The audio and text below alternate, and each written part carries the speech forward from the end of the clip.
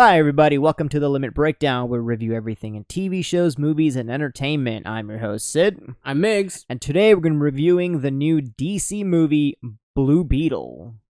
So, our too long didn't watch review of the movie is 3.5 hearts. This movie had a lot of heart. All the stuff with the family was really great. I really enjoyed all of those characters. I had good tone. It knew when to be funny, knew when to kind of switch gears, and it kept the story going well. And it had very likable characters.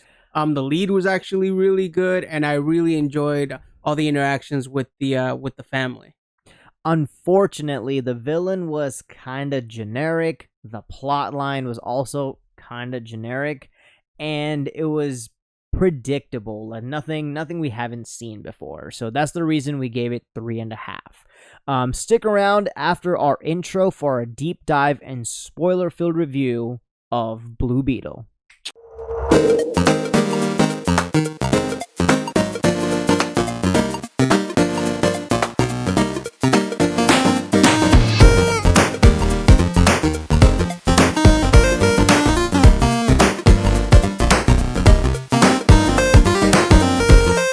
Everybody, welcome back to the Limit Breakdown, and let's jump right into our review of Blue Beetle. So, Mr. Sid, what are your initial thoughts on this bad boy?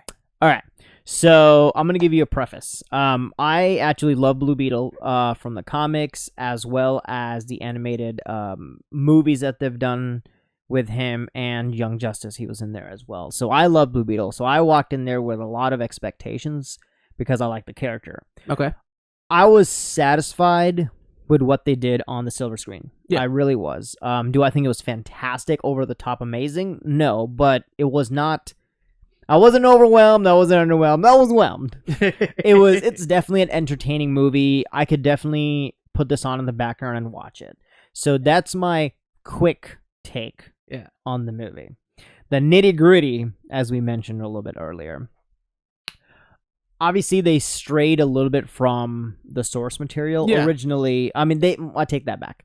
They did mention some of the original source material, like the scarab on the back that attaches is ancient, or not ancient, alien, which they mentioned in like a passerby type thing. But overall, it was still. I don't mind them changing it. George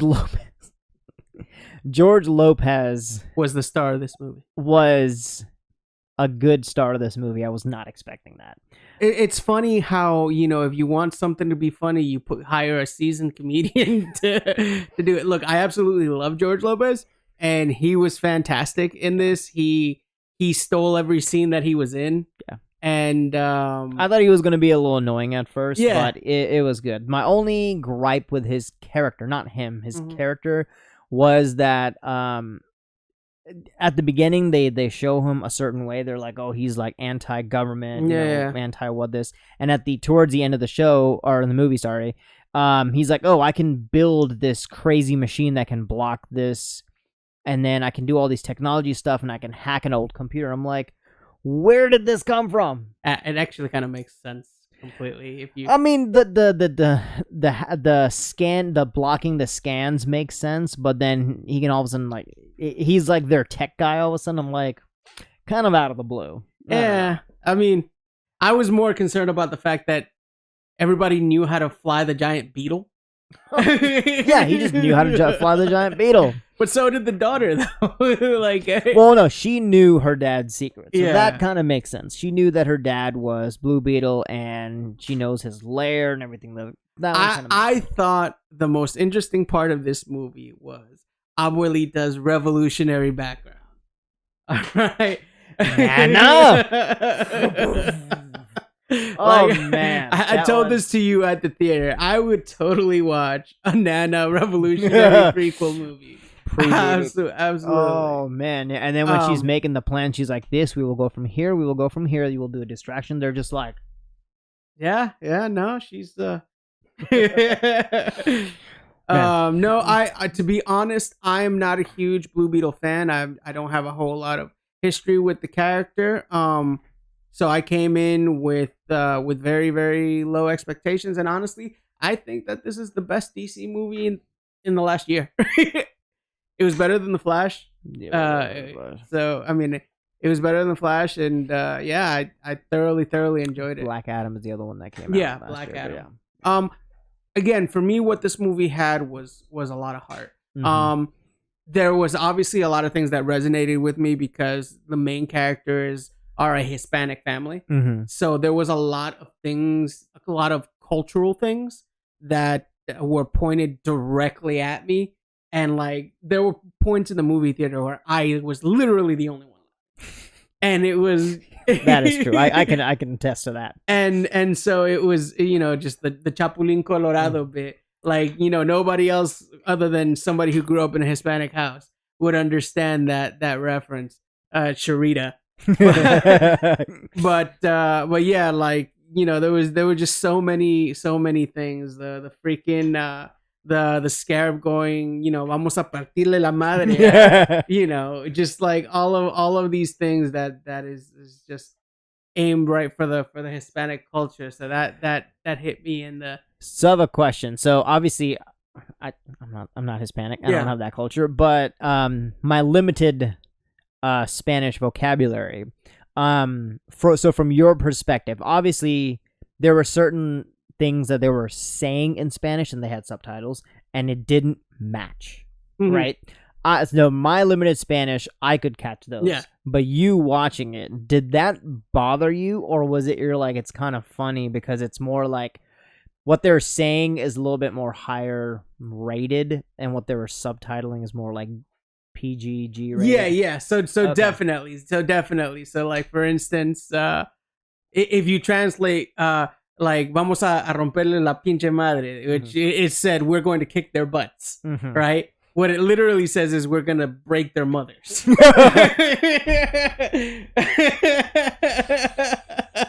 Well, that's how they're doing it, sneaky wise. All right, WB, I see you. So it was pretty great though. And like I said, the lead character, I forget his name. His name is spelled Xolo. I think it's pronounced Xolo. Okay. I don't know. But he plays Jaime Reyes. Mm-hmm. He is also the lead character in Cobra Kai. Yes. So that's where he comes from. So I've been a fan of his since Cobra Kai. He's done a fantastic job. I was really excited to see him as the lead for this. Yep. And I thought he did a fantastic job. Yeah, I really liked him. He was really good on screen. His comedic timing was pretty solid. The way he played, the way he's playing with the family moments, and then he would have his own like, oh my god, my family, they don't get out much, type thing, which I can relate to as well from being from immigrant parents, so I can relate that part. But his acting was fantastic. I don't know how much he did inside the suit. So obviously he has some sort of martial arts background being in Cobra Kai. But I don't know how much he actually did inside Blue Beetle suit. Not being a stunt double now, but if it was him, there's some really awesome scenes, which I love, especially when he brings out the big sword. Yeah. Oh man, that scene was so awesome. So I really liked him. Brings me towards a little bit more of the criticisms of the film. The unfortunate thing is, I think in this particular movie, it's going to suffer a lot for its attachment to the DCEU, and instead of benefiting from it. Whereas where the DCEU in a different position, I think it would benefit in elevating the character, but I think it's going to serve ultimately just to drag it down because they're in the middle of a reboot. So like, it's not very clear whether is this the first movie in the new DCEU or is this the last movie or second to last, because it's still Aquaman too. Aquaman 2 is not in the new DCU. Correct. It's still part of the old one. Right. So like there's still some unanswered questions as far as, is this going to have any future going forward with the continuation of the DCEU, which is a shame. Obviously I think they were waiting to see if it had any legs commercially as far as what it does in the box office, which, that remains to be seen. Not a thrilling opening week, to be honest. Yeah. But I think that's not in fault to the content of the movie. Yeah. I'll say like this. a lot of people are starting to fall into that superhero fatigue. Mm-hmm. And unfortunately, this isn't going to do anything to cure that. It's not a particularly original story. Mm-hmm. It's like we were saying, it's very predictable. The trope of family will make you strong, and even the villain going, "Oh, your love for your family is what makes you weak." Yep. Like, no, I saw that coming. Strong. When his father dies of the heart attack at the end of the movie, that as much as it sucks for the character, as you know, and it doesn't really drive the plot forward per se, but it's still understandable. And I saw it coming. I saw when he passed away, I was like, this is what's gonna like drive him forward. Well, although I will say I did appreciate how they used the gravitas of that situation as an emotional driver to push the story forward from that point.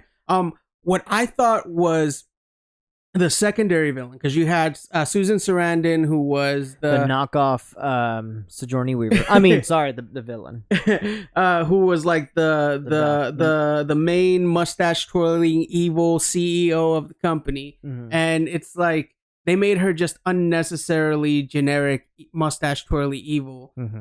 Even down to the point where blatantly, even down to the point where they made her blatantly racist when it was she was already bad enough. Without having to make her like the whole come on, Sanchez is like that's not my name.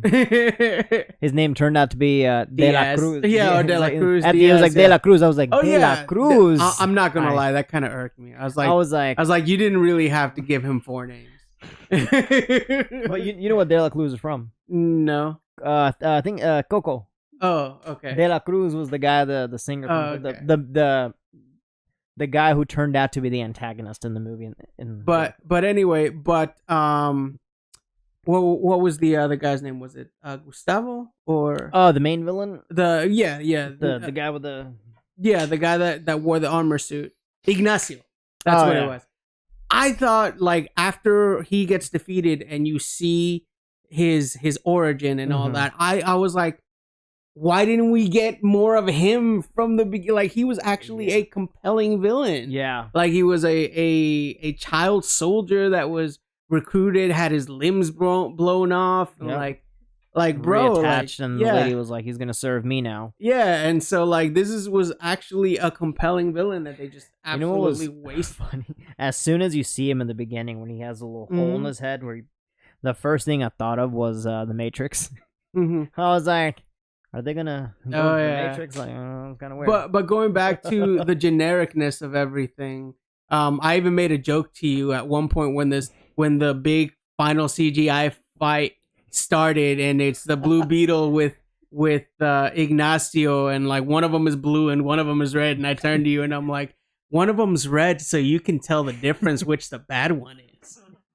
Yeah, that's one of our issues with big CGI fights is you don't know who's who. That's why I have a big issue with like Transformer movies, the Venom movies that they're just a bunch of stuff going on and you're like, who is who, what's going on?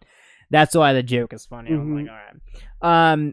Along with the other characters, so the female lead, she's the niece of the villain. Yeah. I think she did a good job as an actress, but I did not see anything outstanding. I don't think it's from an ability standpoint. I think her character was just written boring. Yeah, there was just nothing really for her to do. She was just there to provide, we need the key to unlock some secrets. Yeah. She needs that needs to be her. We need a convenience for, by the way, my dad has a beetle, flying beetle thing. I'm rich, so here's a new car. Sidebar. This was something that was bothering me. Damien and I talked about this. So when Jaime gets into the Blue Beetle suit, right? And he's so adamant about, we're not going to kill anybody. And the suit initially is like murder, right? His family had no qualms about murdering anyone. Oh, Nana was like, now we fight.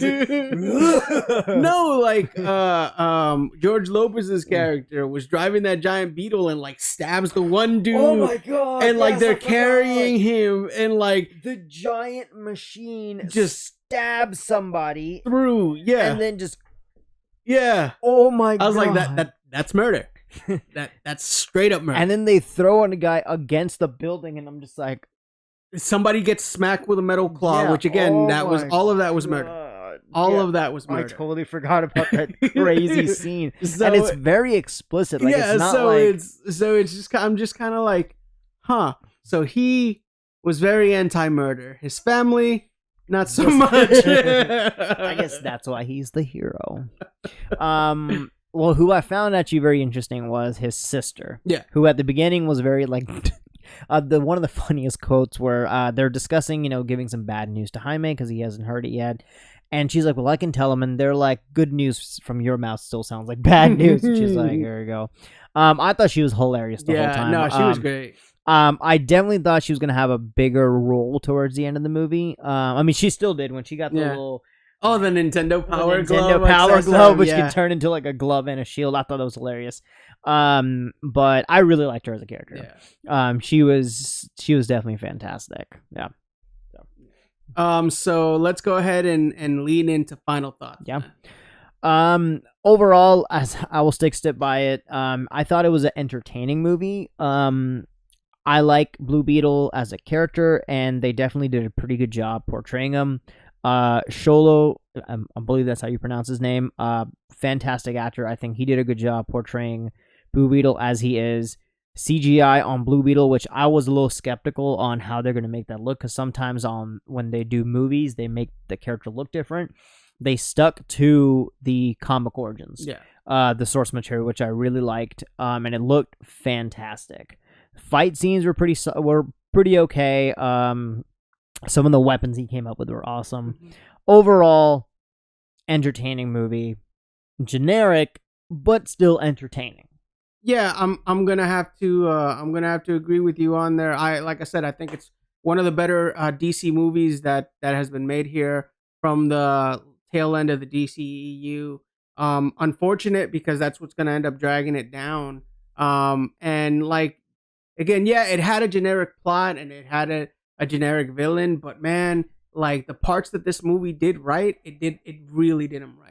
Like, you really felt the connection between Jaime and his family. Mm-hmm. You really felt, him as a character, like wanting to do the right thing, wanting to